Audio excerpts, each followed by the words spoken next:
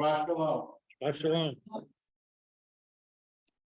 So in 1991, I moved to DC to serve as the Hillel director at American University. And at the Hillel at the time, we didn't have Shabbat morning services. We subsequently started having about once a month, but we didn't have them then. So I needed a place to go on Shabbat. And I started splitting my Shabbat code between Addis, Israel, and a place called Kehilat, which is a Havarah, which met, at the time it met at GW. And eventually I stopped going to Kehilat and started going exclusively to Addis, Israel. And sometime after I stopped going to Kehilat, I ran into a guy that some of you may know or heard of by the name of Norman Shore. Norman is he's a freelance teacher of Torah. He won a Covenant Award some years ago as one of the outstanding Jewish educators in the country. He's not a rabbi. He doesn't have a school or whatever. He's just like a freelance Torah.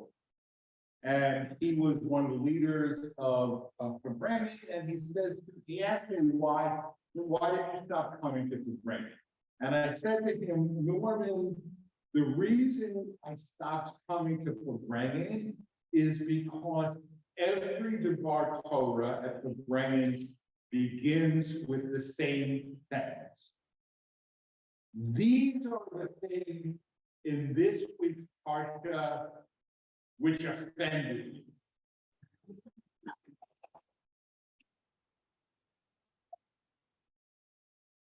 So, there's a lot of offensive stuff in the Torah, right? And I said to him, Norman, I'm not bothered when folks find stuff in the Torah to be offensive. I'm bothered when they think nobody else in the history of Judaism ever found that offensive before them. What? What? Here's what I was thinking. Okay? The point is,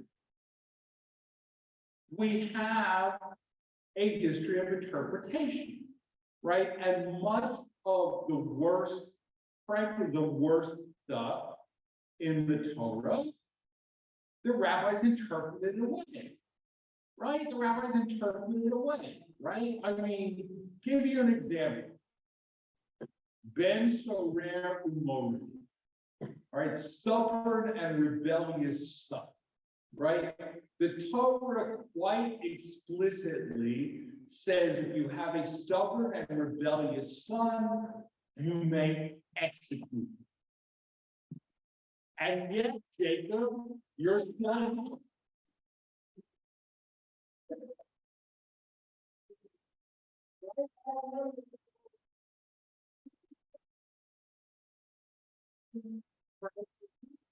guess what? How killed him? I mean, it's a question for all you guys. Were you ever stubborn and rebellious toward your parents? No. Never.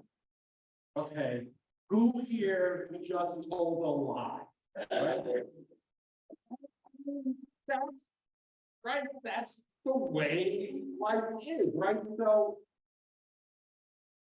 right, the point is, right, that there's problematic stuff in the Torah, and a lot of it, the stages got, some of it they didn't, okay? And that's why we still have an ongoing process of interpretation, right? And similarly, a couple of years ago, because Kelly and I, we love shows about archaeology, right? We really do.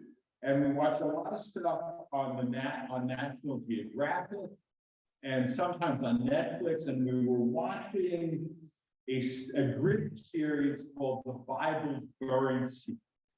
And we watched it and it was very interesting, but we also found ourselves yelling at the TV a lot. okay? Because the host would say, it says in Deuteronomy one thing, but it says in Numbers another thing. So we're like, what, you think you're the first person who ever noticed that? Right? I mean, as if this is some great Kiddush. How do you say a Kiddush in English? Right? Some great discovery, right? That, and look, I mean, talk about stubborn. When I was a teenager, I went into my rabbi all the time to point out stuff that I found contradictory. Okay, if you're a teenager and that's great.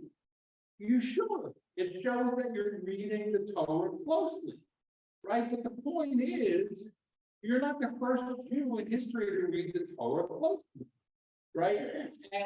And we have answers, right? And look, you might find those answers unsatisfactory.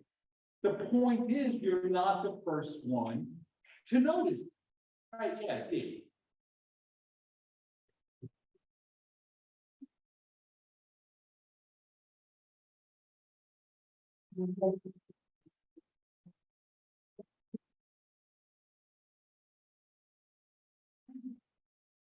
Right.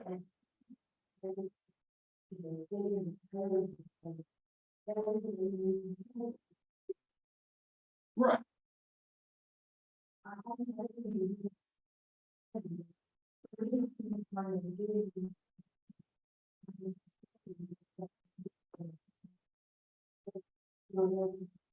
Right, correct. And, I mean, this is one of the things that, if I'm preparing a Drasha, right, I'm like, oh, I have this great idea. I mean, where, how to harmonize two different passages or something like that, right? Well, chances are somebody else already thought of it, right? I mean, chances, and if you're a scientist, the same, right? You may hook up a new theory and publish it, and then somebody else comes along and says, hey, I published the same theory 20 years ago, right? And then you have to prove that you didn't know this other article, right? Or, I mean, George, like, as an example, it's not just science or Torah, it's also music, right? I mean, remember, George Harrison was sued for plagiarizing the tune of He's So Fine from My Sweet Lord. It's pretty much the same tune, but he wants to demonstrate, well, for musicians, I never heard He's So Fine, right? I mean, pretty hard, but, I think he ultimately had to pay some damages, right? But, right, the point is that, just because you thought of something new, particularly if you thought of something problematic, you're probably not the first person to notice this, right? So, in Deuteronomy 10:5 in the part, they're not a section that we read. So Moses, talks about the golden calf, and he went up about the second time, and he came down with 2 new tablets, and he said, and I put the tablets in the ark, right? And it's not totally clear, right? So the sages say, Luchot ushivrei luchot sam ba'aron.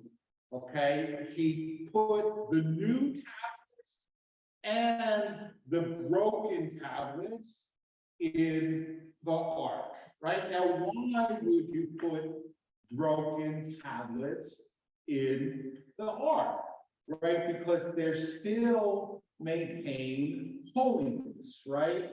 And even if we read something in the Torah and say, this is something that we cannot apply today, it still has some level of holiness, right? So now I really want to throw out a question, okay?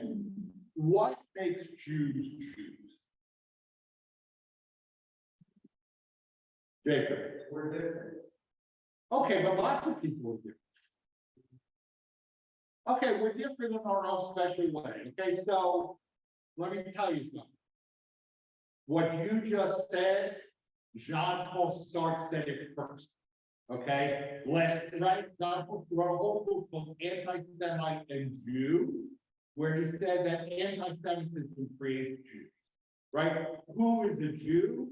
Somebody who's an anti-Semite.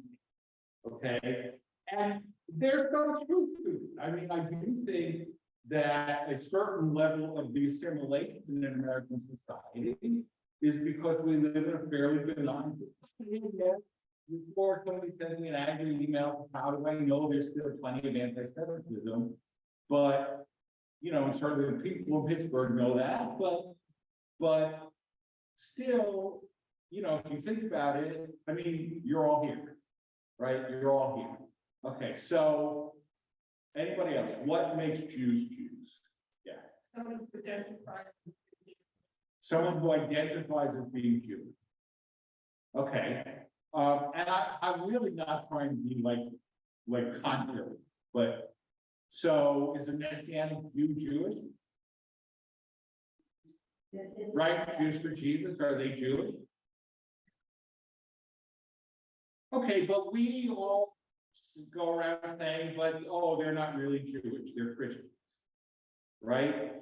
I mean, so you can identify as a Jew, right? Or what about somebody who, you know, like if you've ever been a rabbi visiting prison, right? There are a lot of people who claim to be Jews, right? Who are not, because they think kosher meals are better, or they just want to make the warden angry. And so they demand a kosher meal for the pain and the nuts for the warden to get them a kosher meal, but of course they have to. Right, so I mean, there are lots of people who identify as Jews who we think are not. Okay, so anybody else? Yeah. Everybody know these 13 principles of faith? Okay, do you believe in all the 13 principles of faith? Aspirationally, yes. Aspiration. Okay, most Jews don't. Okay, I have to look and see. I'll tell you which ones I do. Okay. You won't be the first to have that. I actually will not have that, and yet I still sing Yigdal, right? I have no problem singing Yigdal, which is the 13 attributes of faith, principles of faith, even if for me that's a broken habit, right? So beautiful and sound. Right? Yeah, Dave.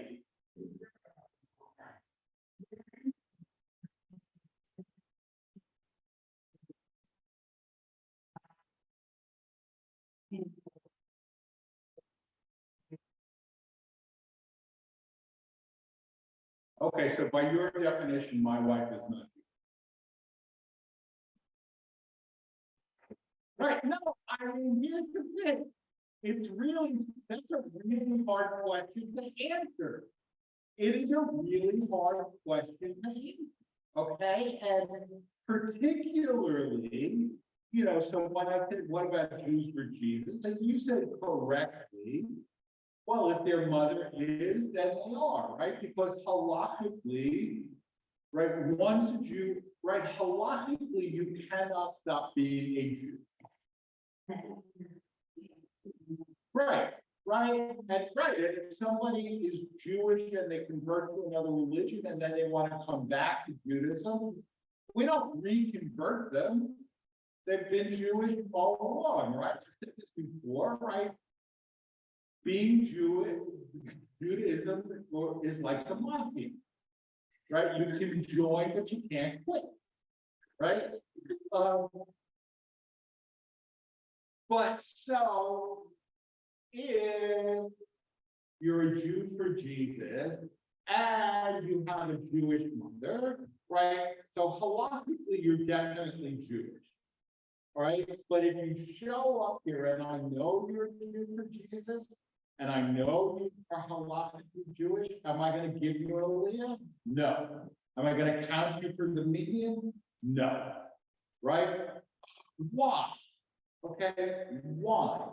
Because you're an apostate, right? But what makes, now, there are Messianic Jews who are very observant, right? There are Messianic Jews who wear tzitzis out and dress like Hasidim and whatever, But why do we say they're not Jewish?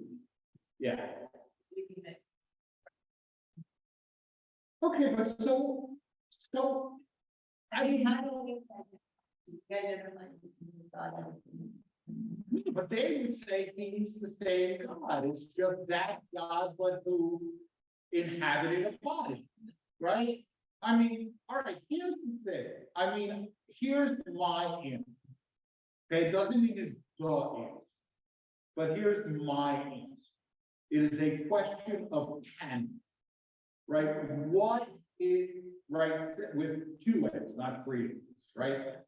What is your canon, right? What is your library of holy books, right? And Reformed Jews, conservative Jews, Orthodox Jews, Reconstructionist Jews, Hebraian Jews, we all have the same canon, right? We read them differently and we understand them differently, but we all have the same canon, right? Messianic Jews have a different canon than we do because they have other books in the canon that we do not accept as holy, as God did, right? They may be interested, right? They may have a lot of good stuff, right? Although, you know, as somebody said about the New Testament, there's a lot of new and good stuff in there, but what's new is not good and what's good is not new, right? You know, it's the canon that, to me, is that what defines you, right? And as long as you are part of that canon, you know, you are part of that group. So a lot more in here, but I'll just close with one idea. Okay, there was a professor of law at Harvard by the name of Robert Hubbard. Okay, and he died like in his 40s, tragically young, but he wrote about legal theory, not only like secular Western legal theory, but also Jewish legal theory.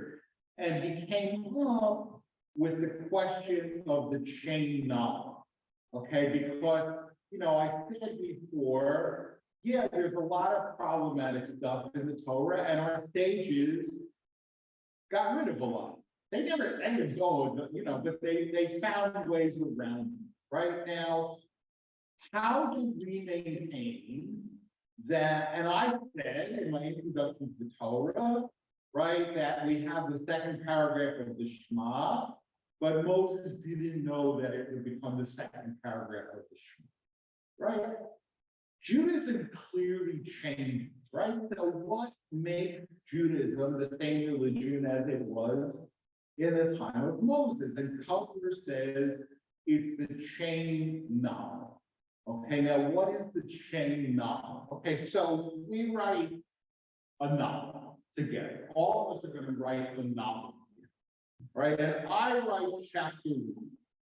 Okay, and now I give Bruce chapter 1, and I say, Bruce, write chapter 2, right? And Bruce writes chapter 2, and then he hands over chapter 1 and chapter 2 to Joanne, who writes chapter 3 and hands it to Lauren, et cetera, et cetera, et cetera. Okay, and by the time we get to Sam, right, there might be the same characters, but they're going to behave and look in different ways than the way I originally wrote, right? Because that's what happens, right? But, and if you look, if all you have is, you know, chapter Charles and chapter Sam, you may look at it and say, what the heck is going on here, right? But if you take Sam's chapter and you compare it to Terry's chapter, right? right? And then you compare Terry's chapter to Charlotte's chapter, right? And then to Linda's chapter, and then you get all, and you could see the connection, right, from one chapter to another, going backwards or going forward, right? And that's what Judaism is, right? I mean, if you look even at the conservative Judaism of today versus the conservative Judaism of, let's say, 1975, right? Is it the same?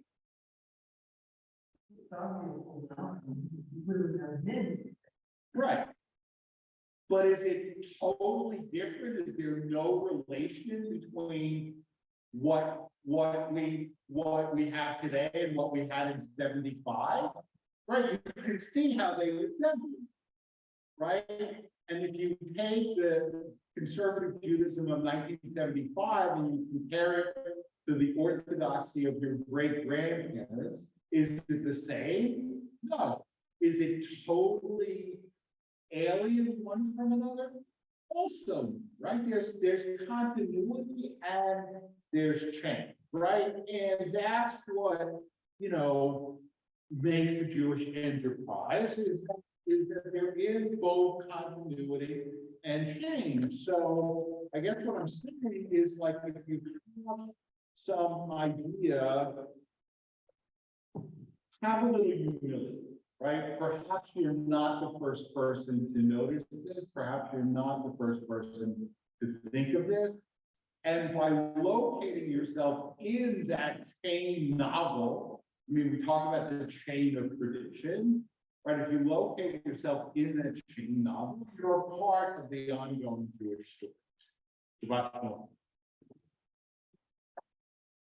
Okay, we continue with the Kaddish before Musa, 155 or 428, and then we'll say the Musaf out loud through the Kedusha, the first two pages, and then continue individually.